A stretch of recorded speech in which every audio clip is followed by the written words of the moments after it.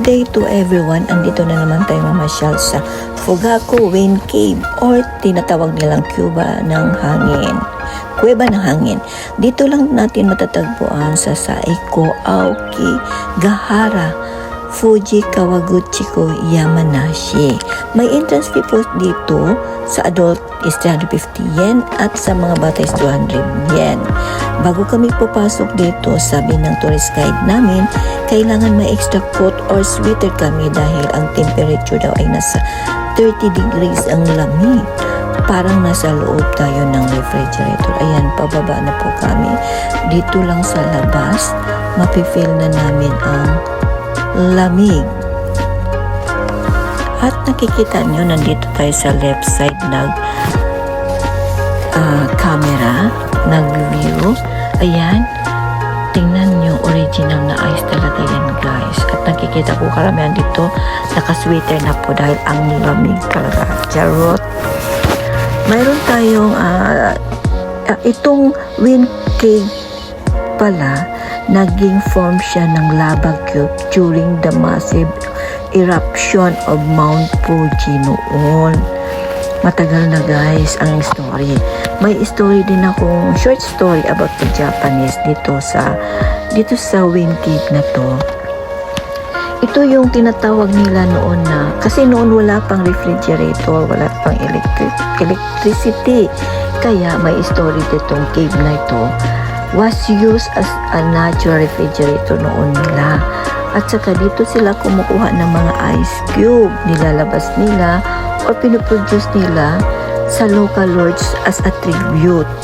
Yun po yung naririnig ko na story guys. At saka hindi to siya masyadong mahaba yung pagpasok namin dito. Ayan, may English pa siya, pwede nyong i-zoom kung gusto nyong basahin.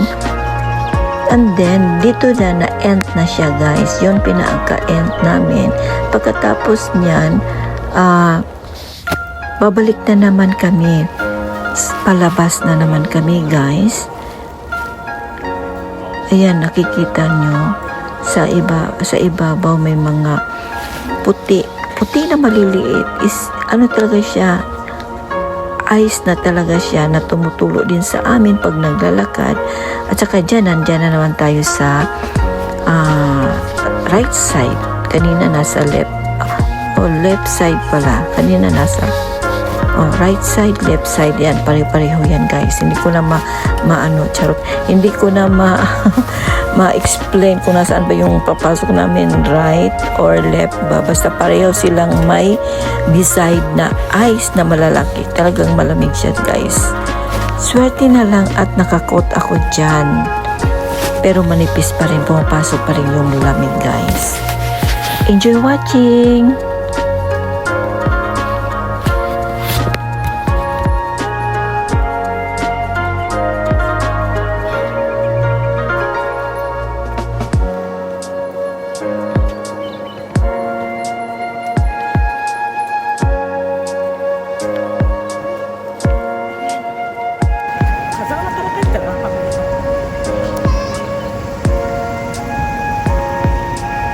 Pagkatapos ng mamamasyal, balik na naman sa bus. Yan yung bus na sinasakyan namin guys. Maaga kaming babalik dahil sobrang init. See you guys.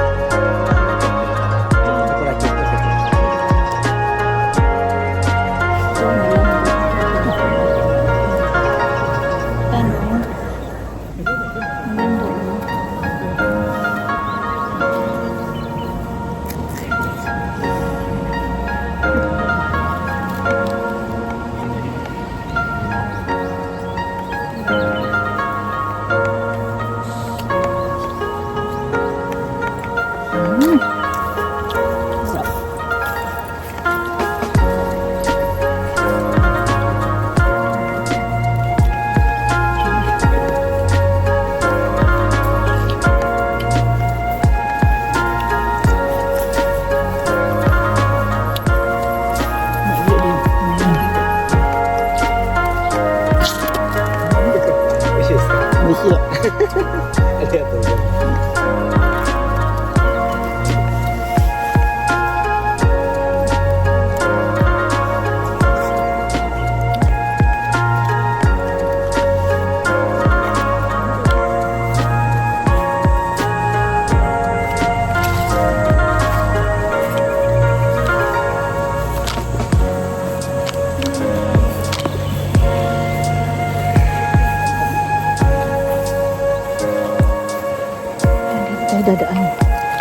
Tayo dadaan sa ilalim.